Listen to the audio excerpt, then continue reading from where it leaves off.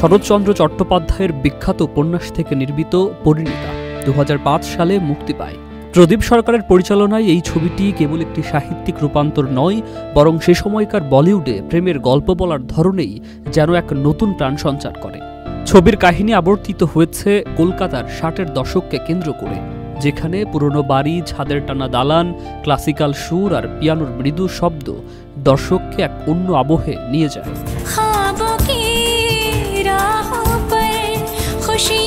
এই আবহের মধ্যে কেন্দ্রে উঠে আসে দুই চরিত্র, ললিতা ও শেখর।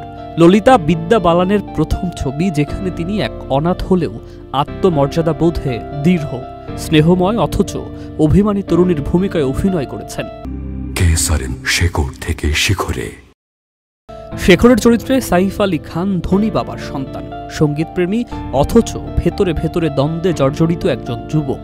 ছোটবেলা থেকে একসঙ্গে বেড়ে ওঠা এই দুই চরিত্রের সম্পর্ক প্রথমে ছিল বন্ধুত্বপূর্ণ, কিন্তু ধীরে ধীরে সেই সম্পর্ক অদৃশ্য এক টানে পরিণত হয় গভীর প্রেমে।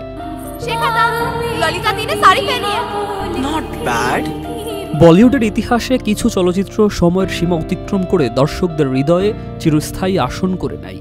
পরিণীতা তেমনই এক চলচ্চিত্র, যা মুক্তি পাওয়ার 2 দশক পরেও সমান প্রাসঙ্গিক ও প্রিয়। শরৎচন্দ্র চট্টোপাধ্যায়ের কালজয়ী উপন্যাসের এই অভিযোজনটি কেবল একটি ছবি নয়, এটি ছিল বহু শিল্পীর জীবনের মোড় পরিবর্তনকারী একটি সাংস্কৃতিক ঘটনা, বিশেষ করে বিদ্যা বালানের, যাকে এই ছবি এক রাতেই তারকা খ্যাতি এনে দেয়। বিদ্যা বালান ও সাইফ আলী খানের অভিনয়ে পরিণীতার প্রেম কাহিনী পেয়েছে অন্যরকম আবেগ।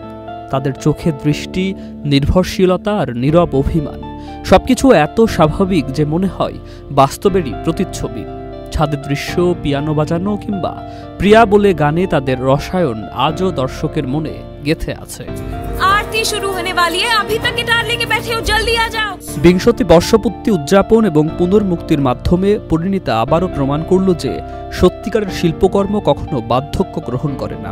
এটি কেবল একটি চলচ্চিত্রই নয়, এটি একটি অনুভূতি, একটি স্মৃতি, যা আজও দর্শকদের হৃদয়ে একই রকম তাজা এবং প্রাসঙ্গিক, ঠিক যেমনটা ছিল 20 বছর আগে।